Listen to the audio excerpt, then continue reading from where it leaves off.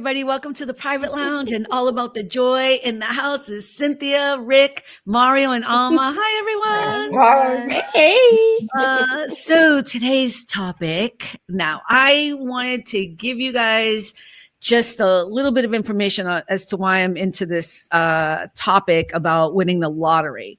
I found out you want it? What? You thought I was going to tell you that I wanted it? Yeah. I get my day off. Wait. You think I would have sent you an email, been like, here is the link to the private lounge? No, it would have been a nice little Venmo. I would have been like, first of all, I would have had like my assistant that you guys would all of a sudden be introduced to. Like, who is that? A new assistant. You were like, show's canceled for today. Show's canceled for forever. Carmen is on an island. I went and bought a lottery ticket the other day because every once in a while I'll buy one. And the woman behind the counter, she's very nice. And she was just like, just don't forget me if you win. And I was like, okay. I said, it's a deal, girl. You know what I mean? Like, I don't know. And so I got in my car and I went to work. I was feeling happy because that's what happens when you play the lottery, at least for me, because I don't play it all the time. I start dreaming about the possibilities, you know? Now, just for the record, I looked this up. I can't believe it's true. You have a better chance of getting struck by lightning than you do winning the lottery. I'm not proposing that people should play the lottery. I know people who spend like lots of money all the time. No, that's ridiculous. I play like one, and the new thing with Mega Bucks here in California, it's $5. I said, I don't need the Mega Bucks one. I'll take the $2 one. I didn't know that. Yeah, Did that's you guys super. know? Yeah, Mega Millions is $5. Super Lotto here in California is still $2. What's Mega Bucks then? Mega Millions. That's the nationwide one. That's why it's so. Enough. Yeah. Yeah. Anyway, so part of more with the $5 one, you win more. You do well because you're in because the Mega Millions is a multi-state lottery. It's not just for your state; it's across the country. I love that Mario knows all about this. Absolutely. Mario, go ahead, preach. He's always so no. Mega Millions is multi-state. All the participating states across the country, they all put their pots in it. If you notice, that's why it goes up so quickly versus the California lottery, California state lottery, which still can be very high because of our population, and we can go up pretty fast too. I don't even pay attention to it that deeply. Listen, when you come from who had an uncle who played the lottery faithfully every week for 40 years, you know these things. My uncle played the lottery. Did he ever win? Wow. Yes, he did. He never hit the mega number, but he hit like 5 numbers multiple times. 4 numbers. Wow. He would always hit, and then he'd turn around and reinvest it. You know, my aunt was a gambler, rest her soul. You know, but yeah, so that's why I know this stuff. Oh. It was all right. Well, the show isn't about the lottery. That's not what the show's about. The show is about if we did win, what would we do? But it is after you've done what we all dream about, which would pay your bills, buy your homes, take care of your family, set up your trust funds, do your nonprofit work, blah, blah, blah, blah, right? What would you want to do? What is there left to do? You've done everything. You've traveled the world already, and So the whole idea of this conversation I wanted to get to is trying to find what our actual passion is, because so many people's passion is tied up on not having enough money to do what they want to do, right? Yeah, no, I think Alvin and I talked about this once before, where we said one thing we were going to do is open up a school for kids in the community and develop more community centers. We want to bring in fine arts for these kids. We want to make it. Is that missing in the schools now? We go back to definitely creating a STEAM school versus a STEM school. And I don't know for people who don't know. I don't know what the difference is. STEM is science, technology, engineering, and math. STEAM is science, technology, engineering, arts, and math. Mm-hmm. So you integrate all those things back into the schools. And these are like schools that are really driven for those things. Whereas a STEAM school, I think, is better only because it's more well-rounded. Are all the arts out of the school system? No, not okay. So they're not completely out, but it's not something that they do daily.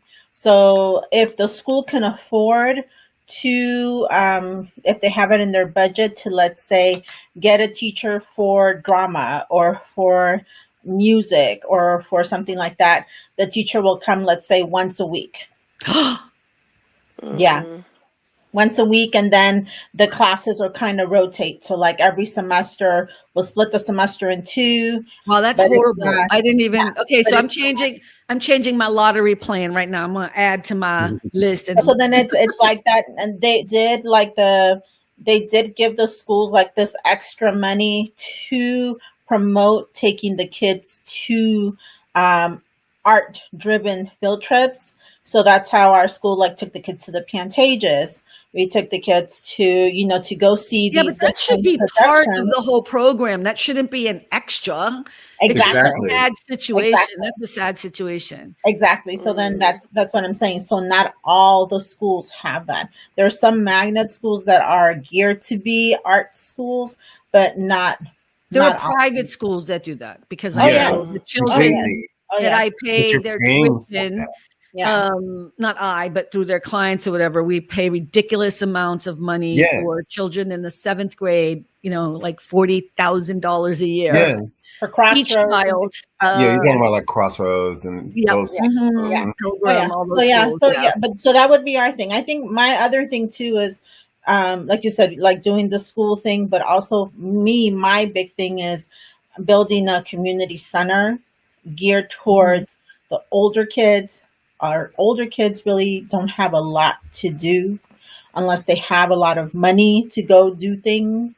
So gearing it towards that, but also building in financial literacy, because I think that's one of the things that our community lacks, things like that. Rick, thoughts on what you would want to do after you've done all the big, important stuff that you have to do to be now settled? What would you want to do? I would love to find a secret way, anonymous way to help homeless people that are in need. Homeless people like Carmen. Your best friend. Like when I heard, I think it was in Canada, where a guy bought land and made all these little houses, and he's like, "This is for homeless. Y'all just live there." And I'm like, "That's so cool!" That got me excited. Stuff like that. As long as I could do it anonymously. Why would it be so important? I mean, I'm just curious. Why would it be so important to do it anonymously? I don't need any glory or pat on the back. I don't need that. Nor do I want that, to be honest with you. So, yeah. I'm going to hold you all to it. I gave you money. I won the lottery. I shared it. Every outfit you wear should be, I love Carmen. All about the joy. On the back, all about the joy. I love Carmen. No. But another thing too is I would always had a dream. So many people that have done it have said they've come back after it and they're just changed. Is go on a missionary trip, maybe several. Oh yeah, I could totally see that. Yeah, they say when you come back from that and you realize, child, you ain't got nothing to complain about. Look at how they're living. It's like, oof. Yeah. So that too. I think that would be beautiful. I think the idea of giving homes to the homeless. I mean, of course, there's so much more involved in that, right? Because of the bureaucracy that we're in. I mean, every state has their issues. I know California tries. They've tried the turnkey thing. They've tried so many things, but it's not just one problem, right? Homeless people are all different people. They're not all the same. They're not all alcoholics. They're not all this or all that.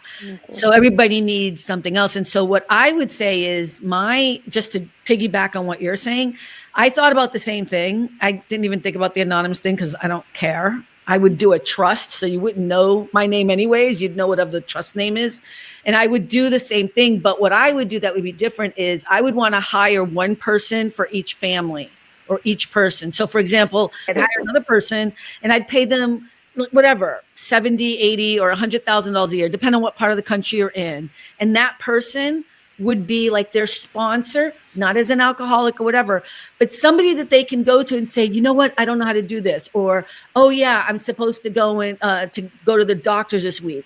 Because I think one of the things that people don't understand about homeless people is you lose your way because you lose a sense of self and time and understanding because you're in survival mode. Does that make sense? Yeah. So the normal thing, like when I'm sad or I'm tired, I just come home and I'm like, you know what? I'm not going to go out with my friends and that. I'm going to go lay down on my bed, whatever.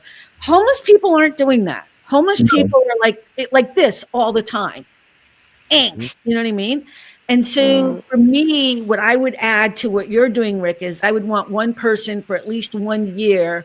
Once we set up that person with that home, they would have someone to go to no matter what for whatever question, so that that person can then delegate. And oh, you need a lawyer? Okay. Oh, you need a AA group, or you need to go to the doctors, or it'd be their resource person. Yeah. So that's you need the your identification documents. Exactly. Get all of your stuff together. Yeah. And even if that person doesn't know it, they are resourceful enough because they know where to go. And maybe we add that into the loop too, right? We'd get all those people as part of that community so that that sponsor person knows who to go to, So, and then probably like after a year, the person that they help can now turn around and do it for somebody else. That's right. Yeah, that's right. But it's about lifting people up, giving them the protection, giving them everything that they need to walk on. We all need somebody.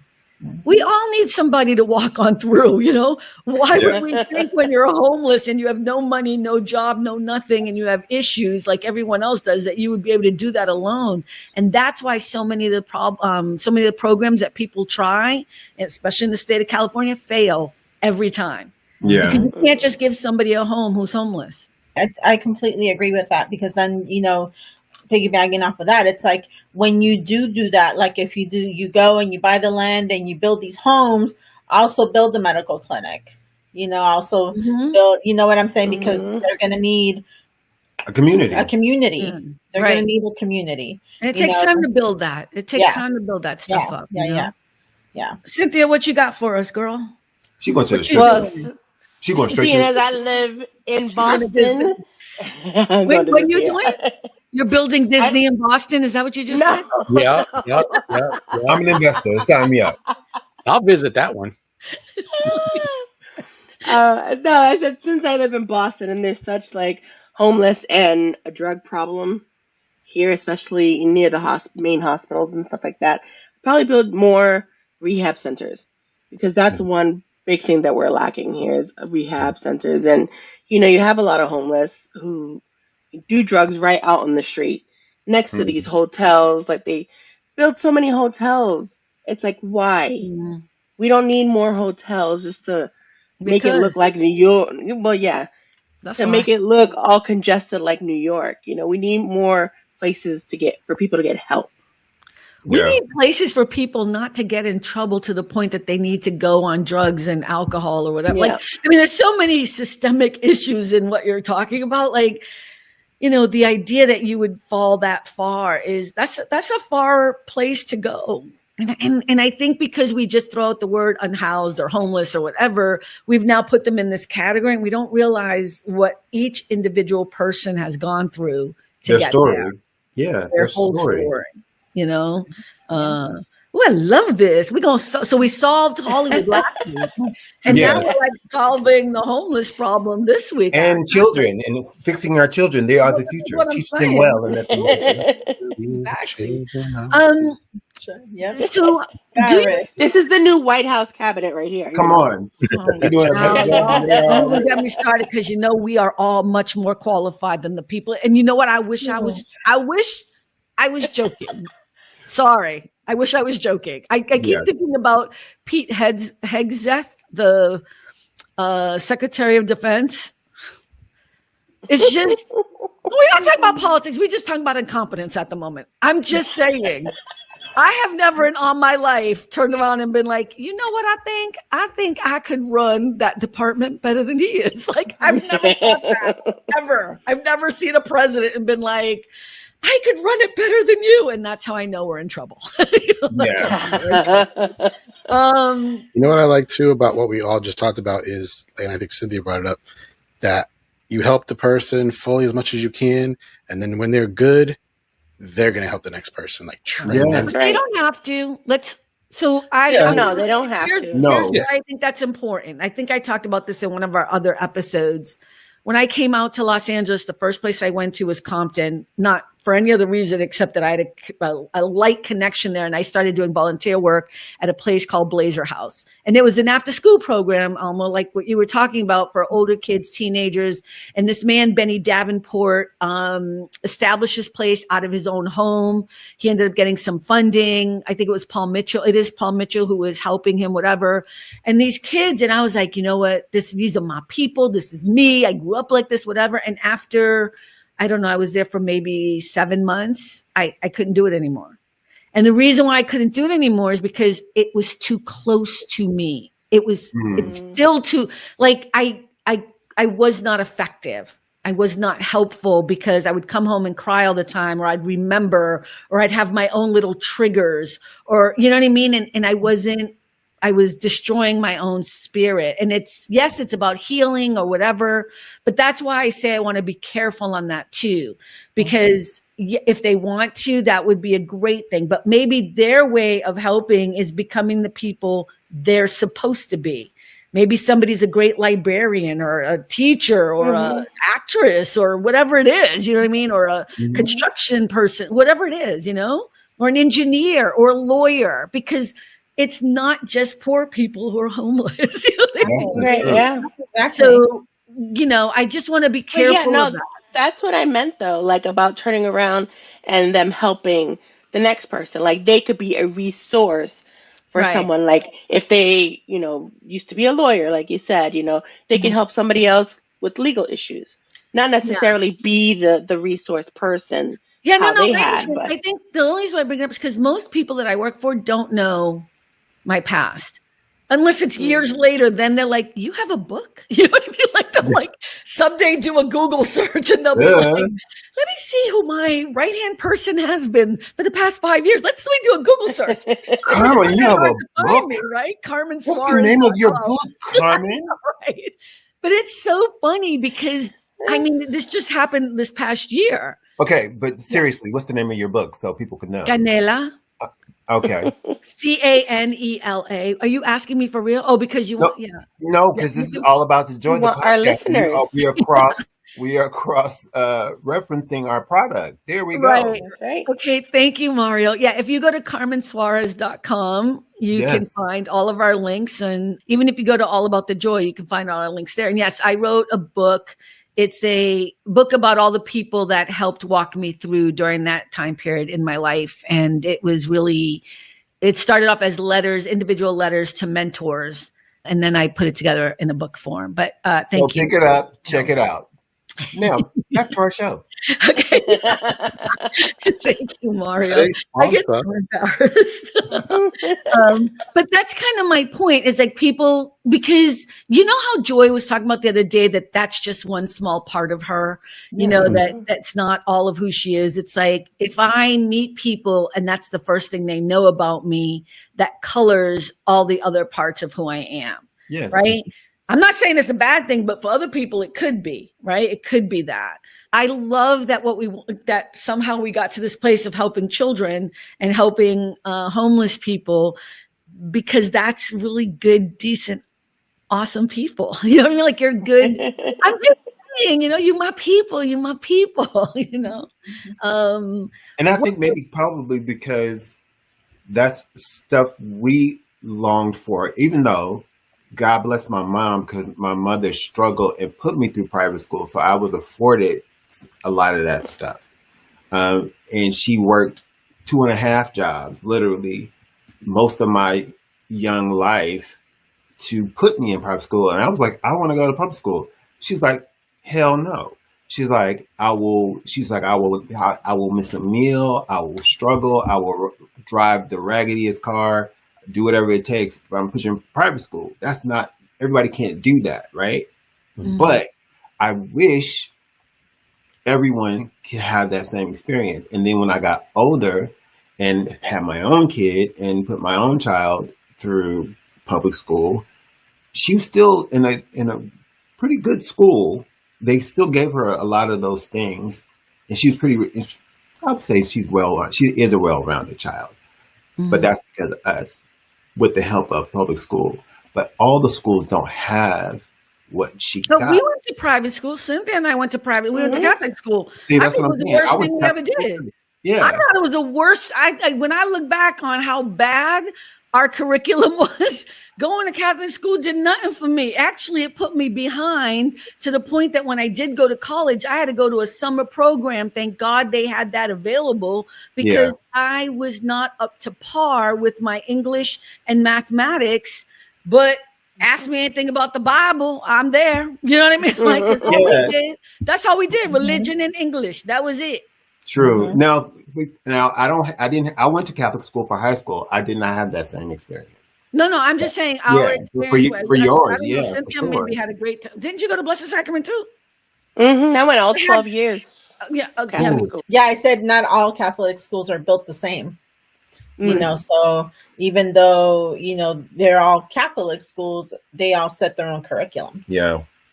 Yeah, and our school was in it was the Sisters of Poverty, and they were not kidding. They were poor as hell. Like, and we were poor as hell. That was it. Yeah. But yeah, and we just lived in the archdiocese, so we could go. What, Rick? I said I had the parents of poverty, because we didn't have no public school. We went to public school. Private school, what's that? I didn't even know there was such a thing for years as a kid. What's a private school? I didn't even know. Yeah. I mean, I think the schools in the neighborhood when I grew up, it's not that they were bad. It's that the Latinos in our neighborhood thought that the better school was the Catholic school, because I have to tell you, I remember knowing that Boston Latin, all them schools were better than our school. We knew it. Yep. Yeah. But our parents, because they were all very religious, I'm doing quotes because I don't know how religious they were, but they were religious. They were like, no, you're going to go to the Catholic school, even if we have to pay. And I know we couldn't really afford it, but they had like sliding scales or whatever. That's how I was able to go. Yeah. For sure. They had because you lived in the archdiocese, and if you went to church 19 times a week or whatever it was, whatever the requirements were. No, I wasn't Catholic at all. Still not, but you know, and we had to pay more. My mother had to pay more because we weren't Catholic. That's horrible. Yeah. We had to pay more because I was not Catholic. Huh. And we had to. We would have just lied. Even though I was on a sliding scale, my scale was higher. And there was a lot of my friends who were higher, whose scales were higher. Because Look at him taking out the Bible. Yes. In the Bible. Yes. Yes. No. It's Let's Take Your Money, chapter 3, verse 2. Yeah, and this is not. Look, I'm not saying all Catholic schools are bad. I'm not saying all private schools are bad. That's not what anybody here is saying. We're just talking about our own experiences, and that is unfortunate. And I hope it is not allowed anymore to discriminate tuition wise based on your religion. It's still going on right now. Yeah. Wow. And because it's private, you can't say it's illegal because they just say we're going to go to a public school. Exactly. Still messed up. My brother was the only one that got out of going to Catholic school for all 12 years. Where did he go? So from sixth and 7th grade. Which brother is this? Sean. My brother Sean. Okay. He's older than me. Okay. So he went to Boston Latin for 6th and 7th grade, and I guess it was too hard for him. And then he went to regular public school, and then high school he went to public high school. Yeah, but the rest of us fierce. Yeah. Yeah, the rest of us went to Catholic school for 12 years, and my high school was an all-girl high school. Ooh. What high school did you go to? Really? St. Clair's. Oh, I'm so sorry. I did not know that. I went to Mission Church. Oh, right. Yeah. It was like a joke. I mean, I'm not trying to be rude. Again, we did nothing, but the Bible. My wife, she's a Valley girl. I'm just. Yeah.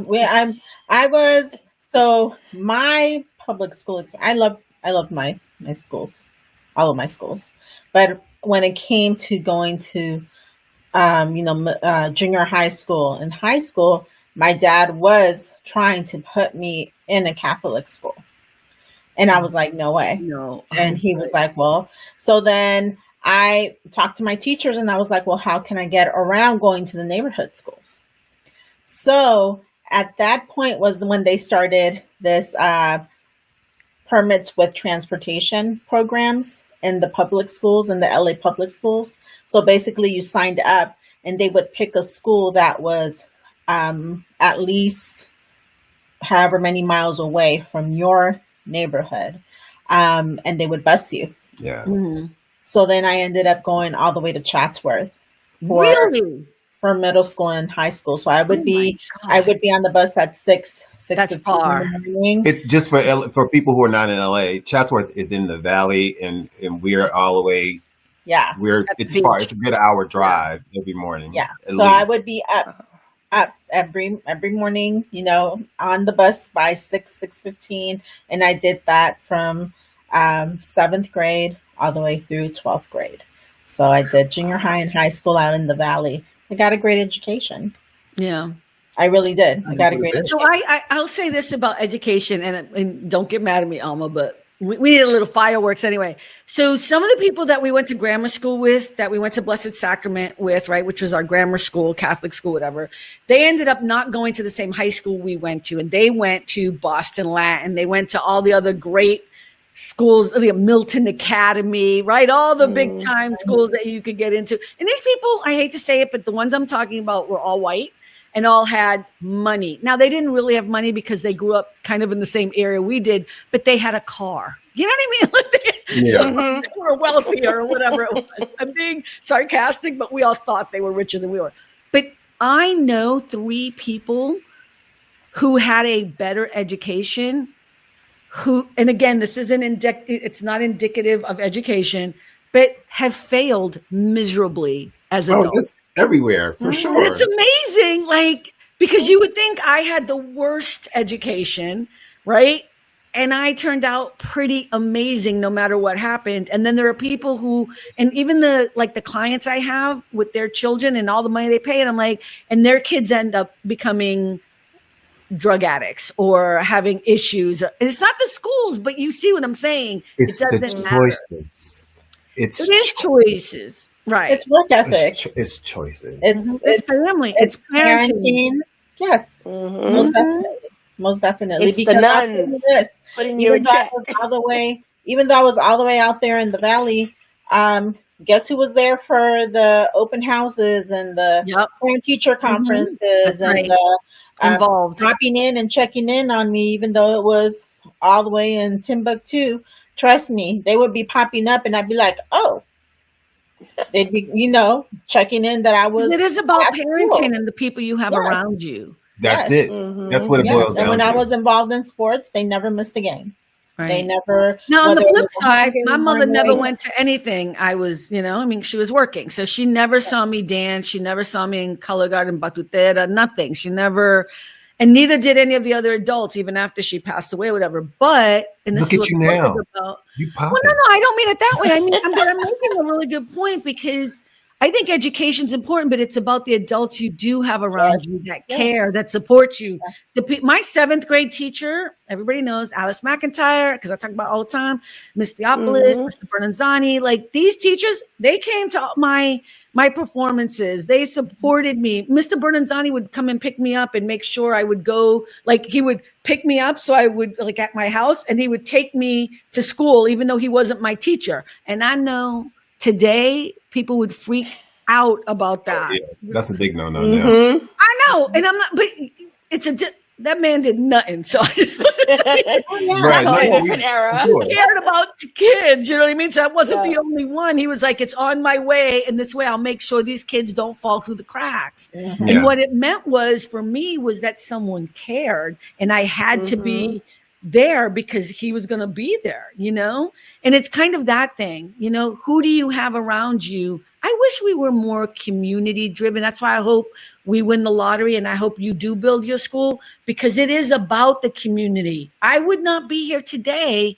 if it wasn't for the community that made sure I didn't fall through the cracks.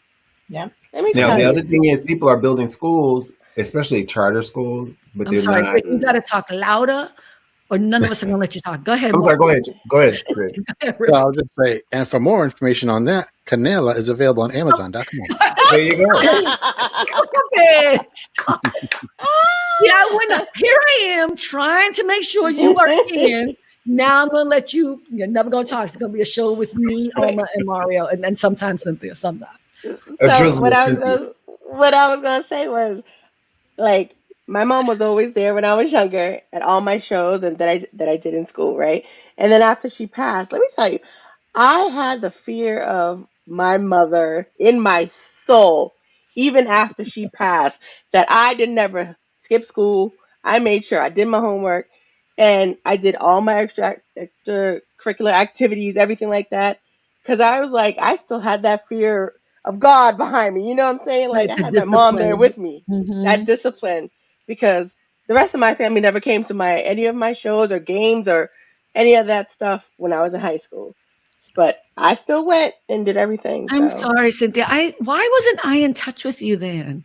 So for people who don't know, Cynthia actually is my cousin. I'm not going to say much older, but I am much older than she is. Although I'm cuter. No, I'm just kidding.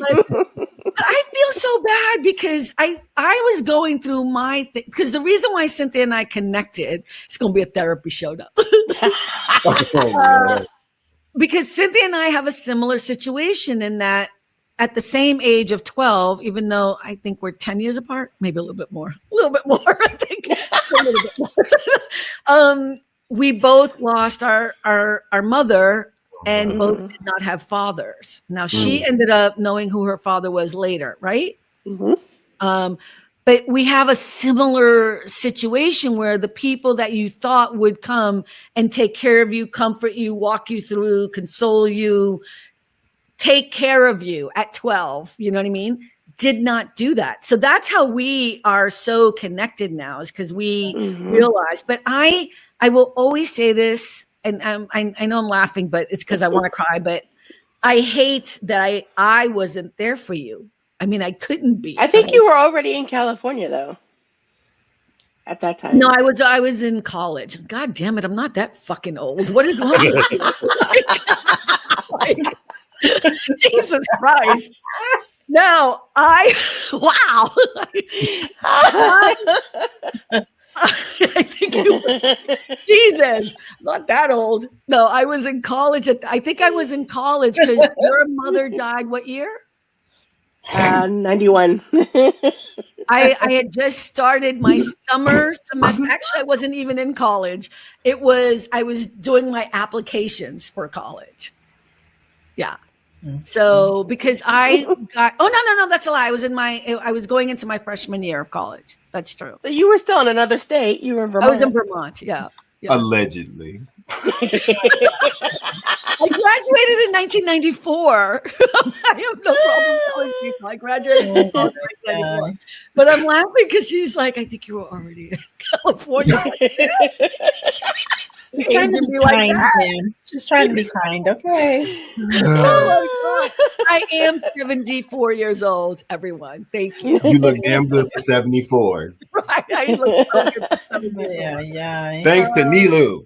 Thank you, Nilu. I have to go see her. So you guys can see it right now, right? See it? It's going to get. Oh my God. No, it's going to get really deep. It gets rolling my eyes. For those of you who can't see me, hard. With the mini violin.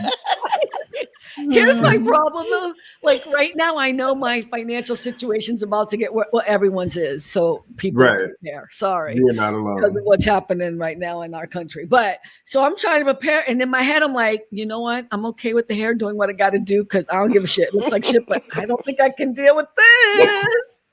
But I'm not going to. I'm not gonna do it. I'm not. Yeah. Luxury. And again, if I had the lottery, you wouldn't even know. We wouldn't even be No. it, you know. Okay, let me ask you this, Pat, and I'm going to ask Rick first, so Rick can get in there. Okay, Rick, you know I love you, right? Of course. Okay, all right. I was just thinking though, when you said your mom, she was busy working, so she couldn't be there. But if it was today, she could have seen it from people taking videos, but we didn't have that back then. Yeah, It's true. You know what? I'll be honest, and this is no disrespect to my mother. I mean, I don't remember her that much, and I know she was a powerful, brilliant woman based on what everyone's told me, and I hope I'm a little bit like her. But I don't think my mother didn't take that stuff seriously. Like, it was babysitting. Like the fact that I liked going to do batutera, it's like baton twirling. I'm just saying it in Spanish for people who don't know. But like, I was like really into doing and dancing con Doña Felita, and like we would all like. I thought I was Puerto Rican for like the first 8 years of my life. Puerto Rican. Puerto Rican, because we would always sing, the anthem, and we would always do like the thing and do this, the whole thing. No, For context, Doña Felita, she was the lady who choreographed all the girls for the Puerto Rican parade. Yeah. To do all the baton twirling and all that. Yeah. And I was addicted to it. I mean, I loved it because all of a sudden I loved like just performing and stuff. And then so then we moved up to Forbes Street, which was like, the white side of town. I don't know why, but and so St. Thomas Aquinas, the church, was like across the street from us. And so my mother went over there, and they were, she was looking for activities for me to do. And there was like color guard, drum corps, band. And I was like, can I? And of course my mom was like, yeah. You know what I mean? So Right. It became like I was obsessed with it, but I don't think my mother ever, it's not that she didn't care about it, but she didn't care about it. That was not her priority. She was trying to make money for the family. It was a different time, And the reason why I know this to be true is not to disrespect my mother, but my mother's other children also didn't care about it, even after she died. Like, that was part of the problem is, I was this Americana. I was a different kid. I wasn't like them, and, I don't know if what I'm saying is, although I love what you said, Rick, I don't think my mother would have ever been like, oh, with this, let me look at the video. I don't think it was that important to her because culturally it wasn't. Does that make sense? You don't think she realized how much it meant to you? No. Maybe? It's a cultural thing. It was more like I'm not trying to disrespect my mother. I don't want to believe things that are not factual for me. You know what I mean? Because then it actually takes away what I do remember of my mom. Okay, what? I was going to yell at I me. think, I want to second what you're saying, that it's definitely cultural. Yeah. Definitely cultural. And I guess because my mom says I came out of the womb fighting. I was always very vocal, always very vocal. Like, Still is. this day is my performance. This day is my performance, and you have to be there. Yeah. Like, you have to be there. My teacher says you have to be there. And so since my parents always made it such a thing of the teachers are the authority figure, well, my teacher said you have to be there. So here's the information. It's on the fridge. It's on, like, I'm reminding you, like, a month before, a week before, the day before, that morning. Like, so somebody is going to be there. Like, I was always that kid. Yeah, I was not. When I told you I was shy and you guys all laughed at me. Cynthia, could you imagine me? You remember your mother, even if you don't remember my mother. Could you imagine telling your mother, okay, I need you to go to my show because the teacher said no. I would have and the thing is that if to know my dad is this like hard. I mean, and I didn't like I respected my father. I still I respected. We feared our parents. It was that fear, but it was that fear, and I was like, whatever. Look. The dad didn't want to take pictures, and then was like, God, that's exactly how she is. And so it was, I think that's why my father and I always went toe to toe. But at the same time, my father also encouraged that in me because I was very from the time that I was born. Yeah. So he always instilled that in me. Be strong. God loves you. It was all of these things that he just poured into me. So then I was a result of all the things that he poured into me. So then it was kind of like, well, you made me like this. And that's what I would tell him. I was like, you did it. So, now you gotta. I'm jealous and You're brave. Yeah. I think for me, I was the quiet one.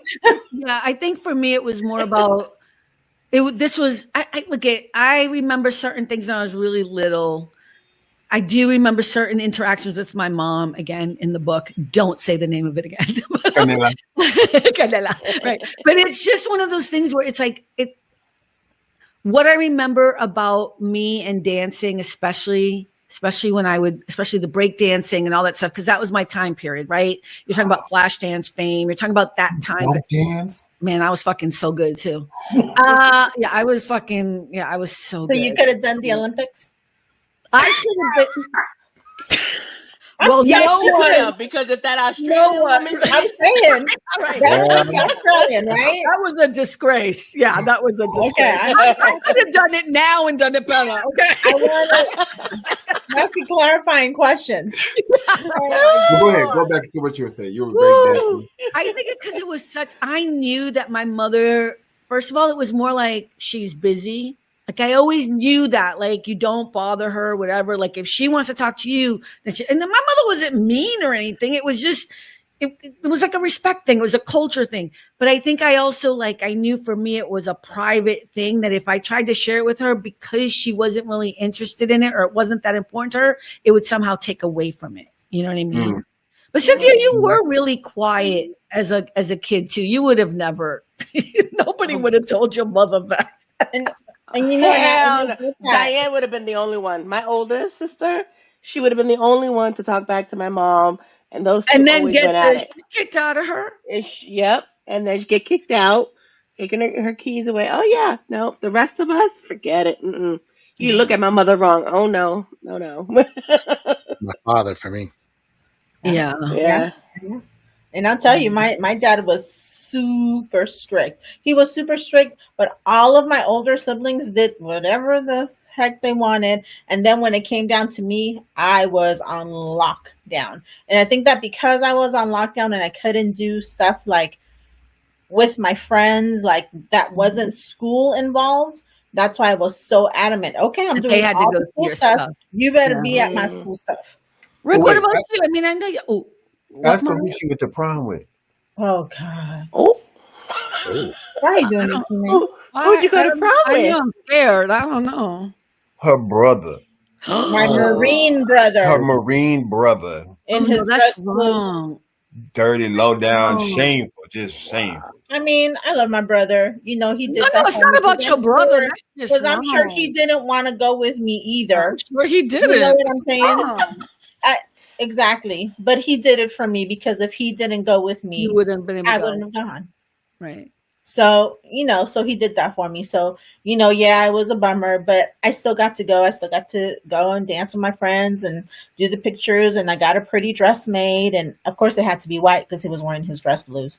But anyways, I digress. I still got to do it. So I'm grateful to my brother because he still went ahead and went with me. What's his name? Let's give him a shout out. Yeah. David. Love you, David. David. Love you, David. Yeah. My father said to us, if you want to go anywhere, you got to be home by 10. I was like, by 10 is when they're starting to gather. What you talking about? So I didn't go nowhere. I didn't do nothing. I did nothing. Yeah, be home by the time the street lights come on. Yeah. That's even earlier. Yeah. Let me ask you this question. After you win all this money, right? You have all this money, we're in that space or whatever. Is there something that you will keep exactly the same that you do today? Whether it's in your daily life or if it's like maybe you'll get rid of wine, Cynthia. No, I'm just kidding. Yeah, I'm going to get rid of wine. It'll be over. I was just wondering, is there something that you would do that you still do today that you would not be able to even let go of? Interesting, huh? I would still go to our favorite restaurant, our little coffee shop, stuff like that, because everyday people wouldn't know. I would make sure they wouldn't know. I would stay in our neighborhood, actually. Lies. Well, in lies. So in California, I'm just not saying here, but I'm saying I would stay in the vicinity. Yeah, true. In the vicinity. Because I do love our neighborhood. Yeah, I think people would know because you have to divulge in California. You can't stay. Not everybody doesn't have to know. If I'm going to my regular cafe and right. If they don't know my name, you don't know. Right. You would buy the cafe. No, I'm just kidding. I was gonna say Juan will probably still go to Dunkin' Donuts, but he'll probably own one by then. Right. Invest. Yep. Right. Yeah. Rick, I just remembered I saw a video the other day. I can't believe I just remembered it now. They said, say you're a millionaire and tell me you are a Marvel fan without saying you're a Marvel fan. And this guy literally had life-size statues all around his house of all the Marvel characters, Thor, Hulk, blah, blah, life-size statues all around. That's a little creepy though, right? No, not if you're a fan. Because we all know Rick's like, and that's what I would do with that. That's what I'm doing. All right, Rick. Okay. All right. I don't know if I would do that. Okay, what would you do? Because I feel like it's something. As far as what I would still do, I would probably still broadcast, but I'd have like a decked out studio, like really cool looking. Oh, yeah. See? And I would probably, like, as long as Mom was still here, I'd probably still keep checking her constantly. She'd have her own wing, though, with her own private people. So you can get your day off? Get that day off. And get my day off, yeah. Maybe I'll give Carmen a day off. No. Lord, I will never live that down. I made a mistake. Learn that, children. Never make one mistake. It will haunt you forever. And then in my awesome, amazing studio, we could have all y'all join me all the time. I'll fly you in and everything. Yeah. There you go. I'm here for it. Yeah. Go ahead, Cynthia. I would have a game room. But a game room with all the old school, like Pac-Man, arcade, all those. That's what I want. Oh, that's my nice. dream. I'm coming to your house. That would be fun. That would be fun. You have pinball machines too. Yes. Yeah. Can we also have like a bowling alley? Can we have like not that I love bowling, but I want the aura of that. Can we have that? Like maybe a couple of. Well, now they make the miniature bowling alley, so you don't have to have the full one. She's a millionaire. She's $100 million richer. She could get like a regular one. Could be like a whole other, not a wing, like a whole other. She could just build a whole building on her estate. Instead of it being a game room, a game building. See, that's too much space. You have an outdoor bowling or indoor bowling? I'm gonna have a movie theater. I'm gonna have one of them fly movie theaters. You know what I mean? Like in my house. Yeah. Yes. And get all the movies at my house. Elevator. I gotta make sure I have an elevator for all the floors.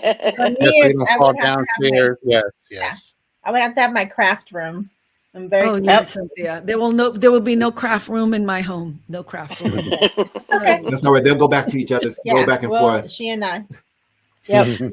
If you had to live in one location forever, you have many homes. Where would it be? You guys would stay here in California?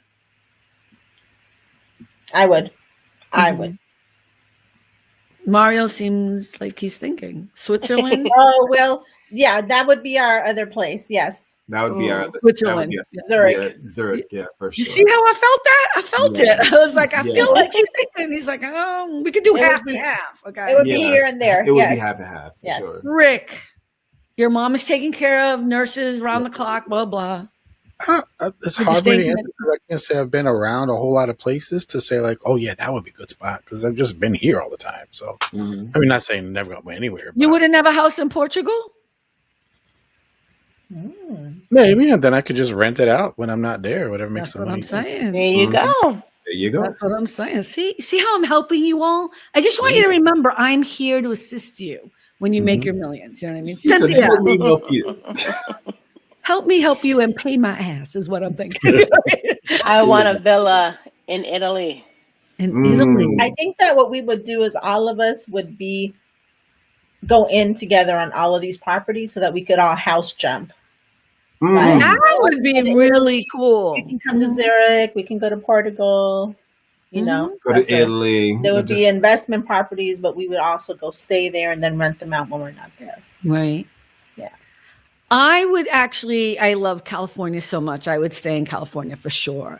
I don't know if I would stay in Santa Monica or the Palisades. Well, God bless the Palisades. I just feel, although one of my clients is rebuilding, which is amazing. It's going to take them 3 years. So many people are rebuilding. Of course they are. 3 years? But I think I would probably move to Santa Barbara. Huh? 3 years. Wow. I think it's only because, they're saying when everything is completely done, but now they're applying for permits and you know what, they're still taking out debris. So every time I go to drive to work, you can only go on this part of the Pacific Coast Highway if you live in the area. And so I have to loop around because that's where I go to get on the freeway.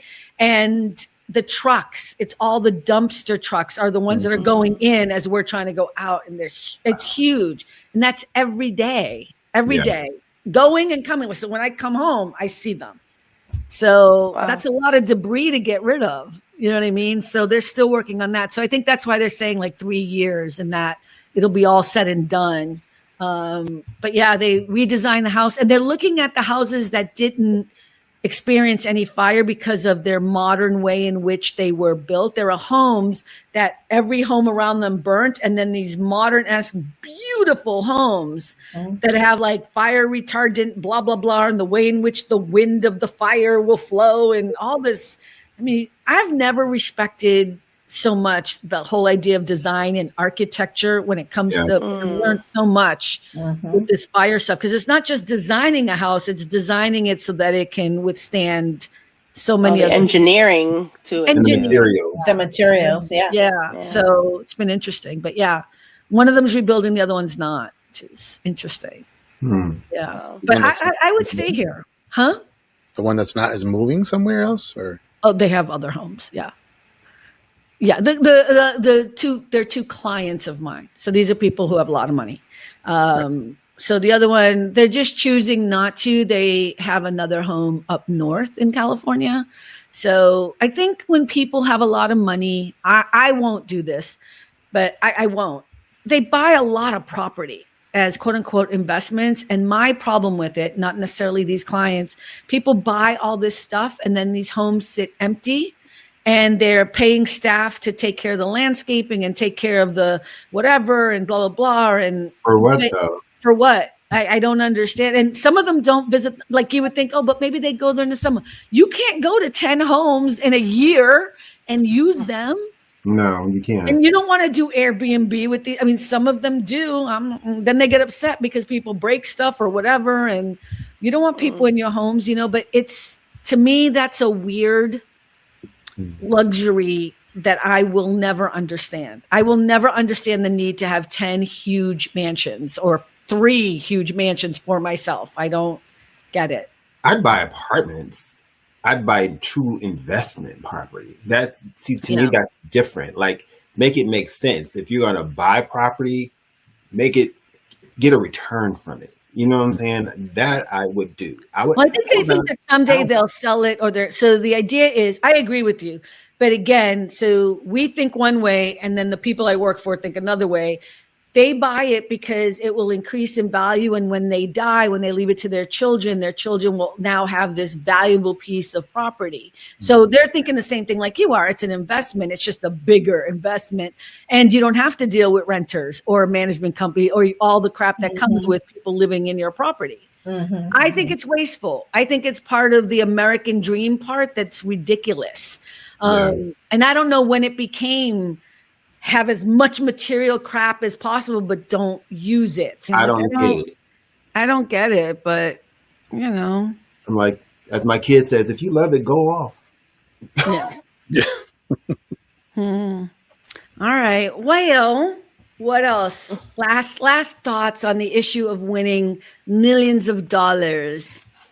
Don't call me. I'll call you. Oh. Right? Oh, I don't know, man. Just don't be greedy with money. Money's not everything. Yeah, just do what makes you happy, and that's it. Rick?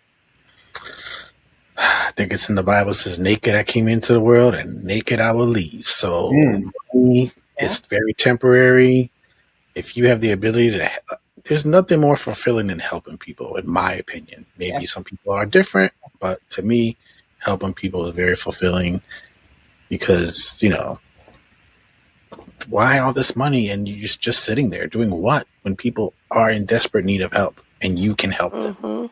Not even in desperate need of help. I mean, I agree with you, but you could also just help people who'd like a shot. Like I wish I didn't have to work 50 hours a week and focus more on something like this, on All About the Joy.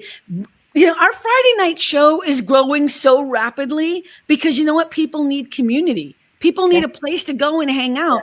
Yes. Why couldn't somebody who has millions of dollars be like, you know what? Let's drop a few $100,000 on this show and see where it could go. Maybe it could pop up in other avenues, other days. Maybe there's a way in which this could build, I mean, look, we got viewers from England and Italy. Right. Chiming in on Fridays. Yeah. We don't even know, right? Did we? Right. And it's like 3 o'clock in the morning for them. But that's kind of the thing. Go ahead, Alma. Like, jumping off of what Rick is saying, you can't take it with you. I love hearing when people go in and they just like pay all the layaways off. Yes. And Shaq. those type of things. Like Shaq does that. You know what I'm saying? But it's like, I love hearing that type of stuff. Like, okay, I'm going to go into the supermarket and I'm just going to drop this money. All the people who come in today, all of their groceries are free. Don't tell them. As they're ringing out, it's paid for. You know what I'm saying? Like that type of stuff. It's like, those are the type of things that I would love to be able to do. Random acts. In a bigger way, because I know you do them anyways. I mean, I know I do them. Like I do, I think I already mentioned this before, but like I always put like $20 in my little bag of recycling cans that I leave out there, and I just walk away. I mean, you know what I mean? Like no one's out there, but I know that they're going to go through them because they crush them so they can fit more. And I know they're going to find that $20. I'm like, like I just feel happy. Now, when you drop off your cans? What's your address again? What time do you drop them off? But simple things like that. I mean, but I know what you mean, Alma. Like if I could do more, I would do more. No matter what your financial situation is, you can always do good, and you can always help, even if it's just you see someone outside of the store. Go in, buy some snacks, buy some water, and just give it to them.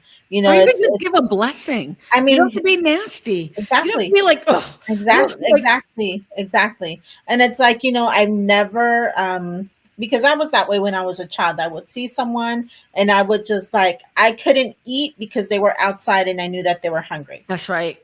And so I would take my food and I would take it to them, and then my mom would look at me and then she'd go order me some more food, and then I'd be able to eat. But we've lost that. That for some reason we've lost that instinct of taking. That's why I was talking about my mentors earlier. Like, I wish people now cared as much about the neighbors' kids as they do about their dogs. Like, it's hard for me to think I'm doing so well and there's a homeless person who can't eat. Can I say something real quick? No. Shout out to my wife because of my wife. My daughter for a long time made packs, little Ziploc packs with face towels, toothpaste, little care packages. That's so cool. And she made. I'm gonna keep them in the trunk of the car. So if she saw somebody who needed, she's like, "Mommy, pull over," and she run and get it out the trunk. And we put, not a lot, like you, 5, 10. Sometimes it's 20, some money in there, and we would put a Bible verse in there, and just God bless you. We're not trying to preach to you, just hand it to you. Yeah, exactly. I think giving a blessing is a kindness. It doesn't have to. That doesn't have to be justified in any way. I appreciate the conversation. It's not where I thought it was going to go, but that's what I love about these private lounges. It's just so much fun, and we just get on a roll. So thank you so much. Thank you for being here. And I hope people learned a little something. At the very least, I know I learned a lot about the character of who all the people are on this show. So I am just so grateful. I know, right? So thank you, everyone. Remember, join us on Friday nights, 6 p.m. Pacific, Pacific 9 p.m. At Eastern. 3 a.m. in England. And yes, and always on Sundays, our private lounges will air always at 12 o'clock Pacific, 3 p.m. Eastern. And I don't know what time in England, but you can look it up. And yeah, that's it. Thank you, everyone. We'll see you next time. And remember, at the end of the day, it really is all about the Have a joy. joy. Bye, everyone. Bye. Thanks for stopping by All About the Joy. Be better and stay beautiful, folks. Have a sweet day.